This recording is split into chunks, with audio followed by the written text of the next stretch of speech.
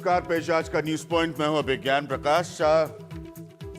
बड़ा दिलचस्प है एक मसला अब जो सामने निकल कर आ रहा है वो ये कि क्या वाकई बीजेपी घबरा गई है दिल्ली के चुनाव में, या बीजेपी को लगता है, और साफ सवाल मैं पूछूंगा, भाई वो करते रहिएगा, ट्विटर वगैरह को बताया जा रहा है कि यही इसी से सब देश का एजेंडा तय होता है, ट्विटर और फेसबुक से, तो क्या किरण बेदी कमजोर पड़ गई है या अरविंद केजरीवाल जो है वो भारी पड़ रहे हैं? तो ये सारी तरह की बहस जो है वो सामने आ चुकी है, लेकिन इसमें कोई दो राय नहीं है कि दिल्ली में सारी ताकत अपनी पॉलिटिकल पार्टीज ने लगा दी है। मोदी साहब की, देश के प्रधानमंत्री नरेंद्र मोदी की रैली होना बाकी है। अमित शाह निर्देश दे रहे हैं बड़े से बड़े मंत्री को कि आप चार्ज लें, कुछ ही दिन बचे हैं दिल्ली में, 5 फरवरी को यहां पर कैंपेन खत्म हो जाएगा और 7 फरवरी को वोटिंग होगी। तो 5 फरवरी को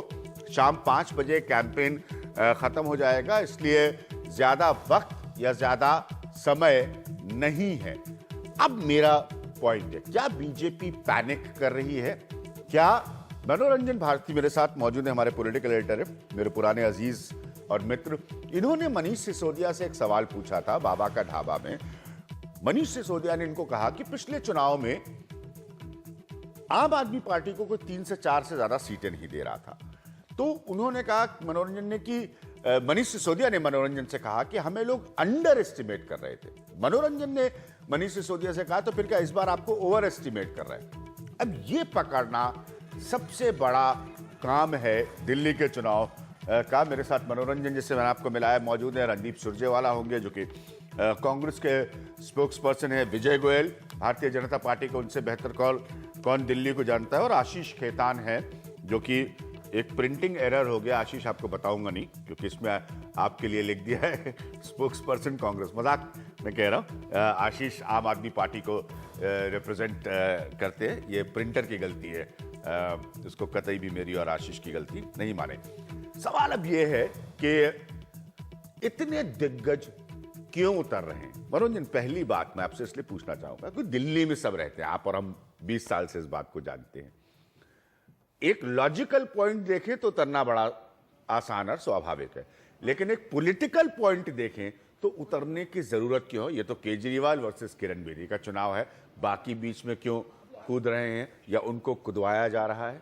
और सबसे बड़ा जो आपने कहा कि बीजेपी क्या नर्वस है, मतलब समझ में नहीं आ रहा है कि 120 सांसद क्या करेंगे 70 सीट के लिए। हाँ। और जिस ढंग से तैयारी की गई है, इसका मतलब जो आपने कहा कहीं पैनिक तो नहीं कर रही है। हाँ। तो इसकी वजह क्या है ये गोयल साहब बताएंगे, क्योंकि जो जहां तक हम जानते हैं दिल्ली बीजेपी कभी एक यूनाइटेड यूनिट नहीं रही, छोटे छोटे गुटों की एक पार्टी रही है। अब ये कहा जा रहा है कि चूंकि किरण बाहर से किरण बेदी को लाए हैं तो ये सारे यूनाइट हो गए उनके खिलाफ, किरण बेदी के ये कहा जाता है। विजय गोयल, बड़ा कड़वा सवाल है, लेकिन सीधा आपसे पूछना चाहूंगा, क्या इस वक्त यही दिक्कत है? ये दिल्ली जिसके आप एक इतने बड़े स्वयं नेता रहे हैं, अब ये किरण बेदी को अंदर से एक्सेप्ट नहीं कर रही है दिल्ली की बीजेपी, दिक्कत ये है असली। अभियान, जो पहले आप बात कह रहे थे ना कि बड़े दिग्गज नेता आ रहे हैं, ये सब नेता पहले कार्यकर्ता थे, अभी मंत्री बन गए हैं जाके, और इससे पहले भी चुनाव में इनकी भूमिका रहती थी, और नितिन गडकरी जी भी चुनावों के अंदर रुचि रखते थे। और हम इन सबको लाके इनको डरा रहे हैं बाकी लोगों को कि हम हर चुनाव को बड़ी गंभीरता से लेते हैं। और जहां तक किरण बेदी जी की बात, आप डर रहे हैं इसलिए आप इतने लोग उतार रहे हैं? नहीं, उनका कहना ठीक है, वो विपक्षी हैं इसलिए उनका कहना ठीक है, उनके पास नेता नहीं है इसलिए वो नहीं उतार पा रहे, ना कांग्रेस के पास है ना आम आदमी पार्टी के पास है। जिनके पास हैं वो उतारेंगे, क्योंकि हमारा जो परिवार है वो बहुत बड़ा है, अपना अपना आकलन है। मुझे इसमें कोई आपत्ति नहीं और किसी को कोई आपत्ति नहीं होनी चाहिए कि मैं 10 नेताओं को क्यों के साथ काम क्यों कर रहा हूं या मैं किन कार्यकर्ताओं को ले रहा हूं। उसी तरह से किसी को यह आपत्ति नहीं होनी चाहिए कि भारतीय जनता पार्टी में सब जगह से इतने ज्यादा लोग शामिल क्यों हो रहे हैं जी। किरण बेदी दिल्ली के अंदर एक नाम रहा है, आप भी जानते हैं, आपके सर्वे भी कहते हैं, उनकी एक ऑनेस्ट इमेज रही है, और उसके साथ साथ उनका एक एडमिनिस्ट्रेटिव एक्सपीरियंस है, और उनके आने से पार्टी की शक्ति बढ़ती है। तो जाहिर तौर पर ये किसी और के लिए विवाद का मुद्दा होना ही नहीं चाहिए। हम एक हैशटैग चला रहे हैं, जैसे मैंने कहा, ट्विटर वासियों देश के, ये ट्विटर वगैरह करो, मुझे बताया जा रहा है बड़ा महत्वपूर्ण है ये। तो ट्विटर वासियों के लिए एक देश के हैशटैग चला रहा हूं, किरण मौन कैबिनेट ऑन, ये कितना सही या गलत है गोयल साहब?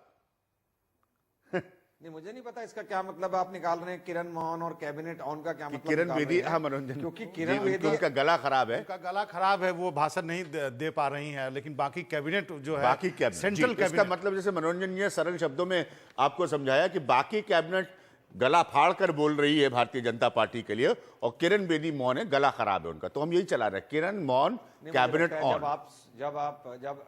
जब आप स्वयं ही कह रहे हैं उनका गला खराब है, तो मैं समझता हूं उसको हमको लाइटर वेन के अंदर नहीं लेना चाहिए। किसी का भी गला खराब हो सकता है, और वो राजनीति के अंदर इस तरीके के पहली बार इतने सारे भाषण दे रही हैं, आप लोग भी सब जानते हैं। तो मुझे ये लगता है कि किरण के आने से बाकी लोगों को प्रॉब्लम हो रही है, और खासतौर से आम आदमी पार्टी भाषण दे रही है। आप जो लोग पहले उनको से भी सीएम का आके किरण जी कैंडिडेट को तैयार कर सकते थे, आखिरी मिनट पे ही लाए हैं, तो वो पहली बार ही भाषण देंगी ना। आप तो 2 साल 5 या अगर पहले आपने या देखा 3 हो साल तो पहले भी ला सकते थे किरण बेदी को। नहीं, बिल्कुल ठीक कह रहे हैं, किंतु वो भी तो आना स्वीकार करती। उन्होंने इससे पहले लगातार वो पार्टी के संपर्क में थी, प्रधानमंत्री नरेंद्र मोदी की नीतियों से रूबरू होकर उनको अच्छा लगा कि भाई देश विकास की ओर जा रहा है, और प्रधानमंत्री नरेंद्र मोदी का ऊपर नेतृत्व रहेगा, और दिल्ली में भी बीजेपी की सरकार होगी, तो जाहिर तौर से तालमेल करके अच्छे रिजल्ट्स दिए जा सकते हैं। तो ये उनके ऊपर भी निर्भर करता था, ये वन वे नहीं था कि हमने उनको कह दिया और वो आ जाते। किंतु आज जो पार्टियां चिल्ला रही हैं, उनको नहीं चिल्लाना चाहिए कि हम किन नेता को ला रहे हैं, क्योंकि इन्हीं नेताओं को वो भी बड़ा प्रयत्न कर रहे थे कि भाई उनकी पार्टी में आ जाओ, ये हम सीएम बना रहे हैं। अब क्योंकि वो नहीं आई, तो कह रहे हैं हम भूल करके पछता रहे हैं जी। अब मुझे नहीं पता कौन कौन सी भूल के लिए कौन कौन माफी मांगेंगे, पर कुल मिलाकर हम तो दूसरी पार्टी में नहीं कह रहे कि काम किसको लेके आ रहे हैं, किसको नहीं लेके आ रहे हैं। तो आम आदमी पार्टी 120 15 नए कैंडिडेटों को लेकर आई है, जो दूसरी मिनिस्टर पार्टी में 70 कंस्टिट्यूएंसी में मनोरंजन क्या करने वाले हैं? पता नहीं, पहले 120 एमपी पहले कहा गया था कि 70 एमपी, आज कहा गया 120 एमपी, जो अखिलेश की रिपोर्ट है। और आज देखिए दो कैबिनेट मिनिस्टर, निर्मला सीतारमण और रूडी, उन्होंने ब्रीफिंग की, साथ में अनंत कुमार ने भी ब्रीफिंग की, तो 3 ब्रीफिंग हुई है। कल के लिए पूरा लाइनअप तैयार है। आज सुषमा स्वराज की मीटिंग होनी थी, 2 नहीं हो पाई, लेकिन कल के लिए पूरा आ गया कि जेटली कहाँ बोलेंगे, गडकरी।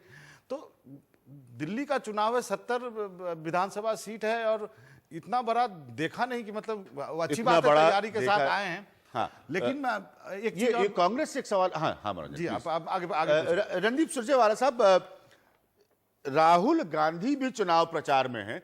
अच्छा लगता है, हम लोग किसी भी माध्यम से राहुल गांधी को अगर देखें तो अपने आप में एक बड़ी बात होती है। तो राहुल गांधी भी चुनाव प्रचार में है, नजर आ रहे हैं, क्या प्रभाव डालेंगे इस बार? अभिज्ञान बिल्कुल। पहले मैं जैसे पिछली बार आप आम आदमी पार्टी को अंडरडॉग मानते थे, नतीजे अलग आए, इस बार कांग्रेस को आप सब मीडिया के साथी अंडरडॉग मानते हैं। नतीजे अपने आप में अपनी कहानी बताएंगे, क्योंकि 9 महीने उन्होंने भाजपा को दिल्ली के लोगों ने देख लिया, और 49 दिन केजरीवाल जी को भी देखा। गोयल साहब की विडंबना में समझ सकता हूं। मुझे लगता है दिल्ली में शायद भाजपा के सबसे बड़े नेता और वरिष्ठ नेता, तजर्बेकार नेता गोयल साहब हैं, परंतु भाजपा को plan A, B, C, D, E लागू करनी पड़ रही है। पहली प्लान अभिज्ञान जी हमने देखी कि भाजपा में सिर्फ मोदी जी का चेहरा होगा। यकायक रामलीला ग्राउंड की फ्लॉप रैली के बाद वो प्लान बदली और कहा हम किरण बेदी जी को लाएंगे। फिर किरण बेदी जी जब ये जवाब नहीं दे पाई कि वो नरेंद्र मोदी जी की जो सबसे बिटर क्रिटिक थी लोकपाल और गुजरात मामले पर, और बीजेपी को वोट ना देने की अपील करती थी, तो फिर यकायक बदल गई। उनकी 26 जनवरी की ट्वीट्स और बराक ओबामा जी के नाम का इस्तेमाल करने के बाद अब मुझे नहीं लगता क्या कारण है कि अब उन पर प्रतिबंध लगता है, जैसे भाजपा के नेताओं ने लगाया हो कि आप कुछ ना बोलें तो शायद भाजपा को फायदा होगा। और इनके खुद के अध्यक्ष को, प्रदेश के जो अध्यक्ष हैं उपाध्याय साहब, उनको आंदोलन करना पड़ता है उनके समर्थकों को इनके राष्ट्रीय कार्यालय पर। तो चाहे वो केजरीवाल जी हों और चाहे वो किरण बेदी जी हों, ये दिल्ली के पूरे चुनाव को जो व्यक्तिगत बनाने की कोशिश कर रहे हैं, वो मुद्दों से, मूलभूत मुद्दों से चुनाव को भटका रहे हैं। मुझे नहीं लगता कि ये इसमें कामयाब होने वाले हैं, क्योंकि बिजली हो, स्लम्स की डेवलपमेंट हो, मूलभूत इंफ्रास्ट्रक्चर क्रिएशन हो, इन पर, और क्राइम हो इन पर भाजपा को और केजरीवाल जी को बहुत कुछ जवाब देना पड़ेगा, जो जवाब उनके पास है नहीं। ठीक है, मैं अब आशीष खेतान साहब को समय दूंगा। आपसे घबरा रही है भारतीय जनता पार्टी या भारतीय जनता पार्टी से आप घबरा रहे? आपको तो आप ही कह सकते हैं ना, आप लोगों के साथ ये एडवांटेज है, आपको देखिए, सीधे आप कह सकते हैं। मुझे हाँ जी, बिल्कुल ठीक है। हमें आप भी कह सकते हैं, हमें आप दिल्ली वाले भी कह सकते हैं और हमें आप दिल वाले भी कह सकते हैं। अब मुझे लग रहा है कि ये सीधी लड़ाई दिल्ली की जनता जानना चाहती है भारतीय जनता पार्टी से कि आखिर आपके पास दिल्ली के लिए मुद्दे क्या हैं, दिल्ली के लिए एजेंडा क्या है, क्या देना चाहते हैं दिल्ली को आप। क्योंकि पिछले 3-4 महीनों से अभिज्ञान एक बड़ी अनक्लैरिटी है भारतीय जनता पार्टी के खेमे में, कुछ समझ में नहीं आ रहा है कि वो नेता कौन सा देना चाहते हैं, मैनिफेस्टो क्या देना चाहते हैं। बिजली और पानी के मुद्दे पर आपको याद है कि लोकसभा चुनाव में खूब बोलते थे, अब तो इन्होंने बिजली के मुद्दे पर बोलना भी बंद कर दिया है, पानी के मुद्दे पर बोलना भी बंद कर दिया है। अनाधिकृत कॉलोनी पर उन्होंने कहा अमित शाह जी ने कि बिल लेकर आए, बाद में पता चला कि कैबिनेट का रेजोल्यूशन भी नहीं है। और झुग्गी झोपड़ी की बात इन्होंने करी, लेकिन 5 झुग्गियां तोड़ी हैं पिछले 7 महीनों में दिल्ली में आकर। महिला सुरक्षा की भी बात अब किरण बेदी जी कर रही हैं, लेकिन भारतीय जनता पार्टी अभी तक नहीं कर रही थी। क्यों नहीं कर रही थी? क्योंकि क्राइम अगेंस्ट विमेन 35% बढ़ा है पिछले 7 महीनों में। तो हत्या की घटनाएं बढ़ी हैं, बलात्कार की घटनाएं बढ़ी हैं, मॉलेस्टेशन की घटनाएं बढ़ी हैं, रॉबरी की घटनाएं बढ़ी हैं। तो दिल्ली की जनता अब इनसे सवाल कर रही है कि एमसीडी का करप्शन 7 सालों से आप नहीं रोक पाए। 5 सवाल एमसीडी का बजट करीब आशीष, 15,000 करोड़ रुपए भारतीय है साल जनता का। पार्टी ने आपसे किए हैं, वो भी मैं पूछना चाहूंगा। 5 सवाल भारतीय जनता पार्टी ने, उन्होंने कहा कि हर दिन केजरीवाल से वो 5 सवाल करेंगे। पहला सवाल है, कांग्रेस के खिलाफ चुनाव लड़ा तो कांग्रेस से समर्थन लेकर सरकार क्यों बनाई? ये तो सवाल हम सब कई सालों से पूछ रहे हैं। शीला दीक्षित के ये 5 सवाल जो बीजेपी ने आपके लिए रखे हैं, शीला दीक्षित के खिलाफ केस दर्ज करने के वादे से क्यों पलटे केजरीवाल साहब? जेड सिक्योरिटी ना लेने के मुद्दे पर क्यों पलटे केजरीवाल? अपने मंत्रियों के लिए महंगी गाड़ियों की मांग क्यों की? और चार्टर्ड प्लेन और बिजनेस क्लास में सफर क्यों किया? तो ये 5 सवाल केजरीवाल से भारतीय जनता पार्टी पूछ रही है। आशीष, इसमें से कोई भी पॉइंट पर आप रिस्पॉन्ड करना चाहेंगे? मैं इसको बिल्कुल रिस्पॉन्ड करना चाहूंगा। मुझे लग रहा है कि ये चुनाव फरवरी 2015 का हो रहा है, ये भारतीय जनता पार्टी को जनता को याद कराना पड़ेगा। जनता कहे इनसे कि भाई ये आप 2012-2013 के टाइम मशीन में फंसे हुए हैं। अरविंद केजरीवाल पे हमला करें, अरविंद केजरीवाल 2 रोटी खाते हैं कि चावल खाते हैं, दाल खाते हैं कि बीन्स खाते हैं, ये सबसे क्या जनता का क्या भला होगा? बहुत निजी हमला जनता करते ही जानना चाहती है। अरविंद केजरीवाल भी बहुत लोगों पर निजी हमला करते और अरविंद केजरीवाल उसके लिए जाने जाते हैं। मैं इस बात को कतई मानने को तैयार नहीं हूं कि इस मुल्क में अरविंद केजरीवाल है जो ईमानदारी का सर्टिफिकेट बांटेंगे सियासत की। हाँ आशीष प्लीज। जी मैं ये कह रहा हूं कि जब भी हमने अब अरविंद केजरीवाल ने मुद्दे उठाए, आपको याद होगा कि रॉबर्ट वाड्रा के कागज सबके पास होते थे, कोई प्रश्न नहीं उठाता था, हमने प्रश्न उठाए। मुकेश अंबानी के खिलाफ पहली बार देश में 49 दिनों की आम आदमी पार्टी सरकार ने एफआईआर करी। शीला दीक्षित के खिलाफ 3 एफआईआर करी। सीडब्ल्यूजी गेम में शुंगलू कमेटी की रिपोर्ट थी, किसी ने एफआईआर नहीं लिखी थी। इस स्ट्रीट लाइट स्कैम में लोकायुक्त की फाइंडिंग थी शीला दीक्षित के खिलाफ, लेकिन एफआईआर नहीं लिखी थी, हमने एफआईआर लिखी। हमने बहुत काम किया है। जनता के सामने आज 49 दिनों का काम भी है। जनता के सामने आज भारतीय जनता पार्टी का पिछले 8 महीनों में दिल्ली में जो उनका योगदान है, जो भी उन्होंने किया है, बिजली के दाम बढ़ाए हैं, पानी की समस्या बढ़ाई है, महंगाई बढ़ाई है, भ्रष्टाचार बढ़ा है, ये सारे मुद्दे भी दिल्ली की जनता के सामने सवाल आपसे पूछना चाह रहे हैं आशीष, सारे सर्वे ये दिखाते हैं। बाबा आप कुछ पूछना चाहते हैं? देखिए, आज मैं अपना एक प्रोग्राम शूट कर रहा था बाबा का ढाबा, और जैसा कि मीडिया में आ रहा था, मैं ये सोच के गया था कि मुझे आम आदमी का नाम लेने वाले लोग ज़्यादा मिलेंगे, लेकिन आशीष मुझे ये बात बड़ा आश्चर्यजनक लगा, और अभिज्ञान शायद उसकी कुछ क्लिप दिखाने भी वाले हैं एंड में, कि मुझे अभी भी मिडिल क्लास वोटर जो है आपसे इस बात से नाराज है कि आप भाग क्यों गए थे। हाँ, भगोड़ा वर्ड उन्होंने बहुत सारे लोगों ने यूज किया, और उन्होंने अधिकतर ने किरण बेदी का नाम लिया है। मैं ऑनेस्टली कहता हूँ, और ये एक छोटा सैंपल साइज है। जंतर मंतर पे जो खाने की दुकानें हैं, वहां जो लोग आते हैं, तो क्या पत्रकार रहे, बहुत खाना पत्रकार रहे हैं, आप भी वहां खाना खाए होंगे, तो क्या आपको ये बात तंग करती है कि वो एक टैग अभी भी आपके ऊपर है भागने का? देखिए, वही मैं कह रहा हूं कि आज दिल्ली की जनता देख रही है कि आज दिल्ली के मुद्दों पर कौन लड़ाई लड़ रहा है, दिल्ली के मुद्दों पर कौन बात कर रहा है। और ये भगौड़ा वाला शब्द मुझे लग रहा है कि ये अनपार्लियामेंट्री लैंग्वेज है, अच्छी भाषा नहीं है, मिनट। अपशब्द का इस्तेमाल है। ना, और आशीष ये खेतान अपशब्द, साहब, एक मिनट, छोटी बात, मैं अपनी बात खत्म कर दूं। आशीष, मैं बात आशीष, खत्म मैं कर यहाँ पर इंटरप्ट करना चाहूंगा। आपके नेता ने कर लीजिए रेडियो पर विज्ञापन किया और रेडियो पर विज्ञापन करके अरविंद केजरीवाल ने दिल्ली के लोगों को एक्सप्लेन किया था कि मैं भगौड़ा नहीं हूं। ये रेडियो पर उनका एडवर्टाइजमेंट था अरविंद केजरीवाल का। इस शब्द का उन्होंने इस्तेमाल किया था। तो अनपार्लियामेंट्री अगर ये है तो ये पहले अरविंद केजरीवाल के लिए अनपार्लियामेंट्री है, बाद में मनोरंजन भारती या विज्ञान प्रकाश के लिए। आशीष, ये एडवर्टाइजमेंट था अरविंद केजरीवाल का। जी जी, मैं अपनी बात कह दूं? जी, मैं अपनी बात कह दूं? हाँ। अच्छा, हमें अगर हमारे साथ एक कोई अपशब्द, खराब शब्द जो आप टीवी पे नहीं बोलना चाहिए मेरे हिसाब से, लेकिन बोला जाने लगा, सबने बोला, मैं आपको नहीं बोल रहा हूं, लेकिन सबने बोला। पहले भारतीय जनता पार्टी कांग्रेस ने शुरू किया, लेकिन उसके बाद पत्रकारों ने बोलना शुरू किया। हमने कहा कि इस शब्द का इस्तेमाल हमारे लिए मत करिए, क्योंकि हम ऐसे नहीं हैं। अगर आप ही बताइए अभिज्ञान, मेरे जैसे लोग जो नौकरी वोकरी छोड़कर आए हैं, अगर हमें कहीं राजनीति से, मैं छोटी बात कर दूं, अगर बात नहीं पूरी करने देंगे तो फिर बात नहीं हो पाएगी। आशीष, मैं माफी चाहूंगा, ये वर्ड हमारे नहीं है। मैं बात पूरी, छोटी सी बात कर दूं। इसके पीछे का सवाल का जवाब चाहता हूं कि क्या आपको लगता है मनोरंजन, आशीष अपनी बात ये दाग आपके ऊपर रह गया, मैं ये जानना चाहता हूं। हाँ आशीष प्लीज।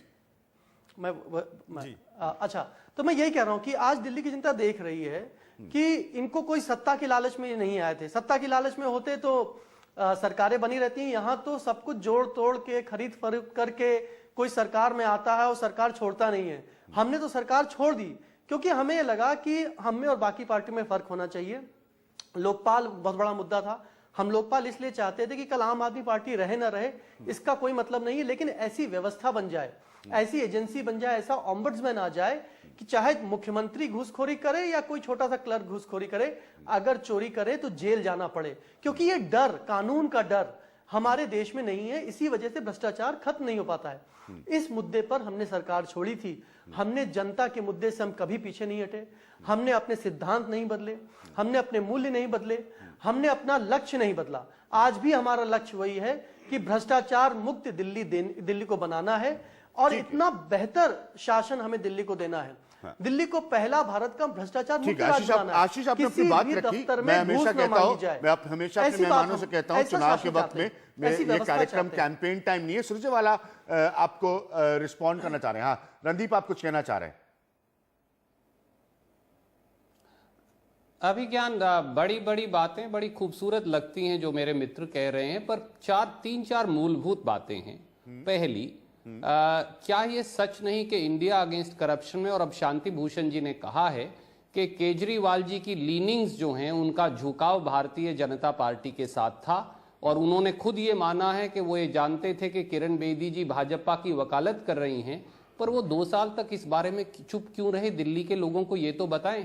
केजरीवाल जी ये भी कम से कम लोगों को बताएं कि कुछ मूलभूत बातें जो उन्होंने दिल्ली के लोगों से वायदा किया था, मकान नहीं लेंगे, सिक्योरिटी नहीं लेंगे, गाड़ी नहीं लेंगे, और क्यों उन्होंने अपनी जिम्मेवारी से वो भाग खड़े हुए। वो कहते हैं कि हमने सरकार छोड़ दी। हम कहते हैं कि आप अपनी जिम्मेवारी से क्यों भाग खड़े हुए? आपने कहा कि आप कैंडिडेट लोगों से पूछकर सेलेक्ट करेंगे। इस बार आपने बहुत सारी पार्टियों के कैंडिडेट ले लिए, बहुत सारे दूसरी पार्टियों से आयातित कर उम्मीदवार लिए। कि आपने लोगों से पूछा? आप हर वो बात जिसका शपथ पत्र आपने दिया था, वो यू टर्न केजरीवाल जो आपके चैनल ने भी दिखाया, हमने दिखाया था, आप हर उस बात पर जिसका शपथ पत्र देकर आप पिछली बार सत्ता में आए थे, आप हर उस मुद्दे से बदल गए। आपने कहा हम बिजली कंपनियों पर लगाम लगाएंगे, पर जब सत्ता में आए तो उनको सब्सिडी दे डाली। आपने कहा हम कार कोठी और सिक्योरिटी नहीं लेंगे, वो भी आपने ली। आपने कहा हर रोज जनता दरबार लगाएंगे, जब लोग आए तो केजरीवाल जी सचिवालय की छत पर चढ़ गए।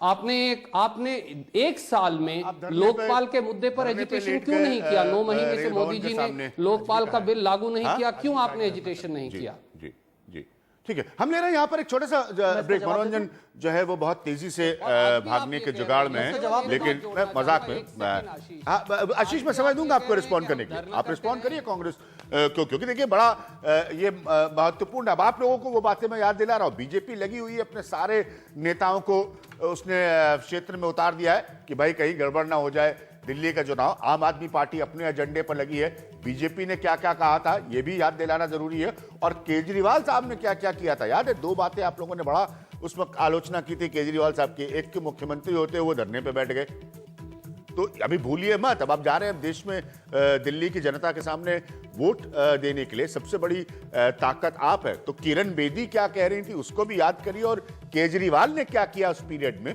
उसको भी याद करिए। हम वापस आते एक छोटे से ब्रेक के बाद, और वो हिस्सा भी दिखाऊंगा मैं आपको।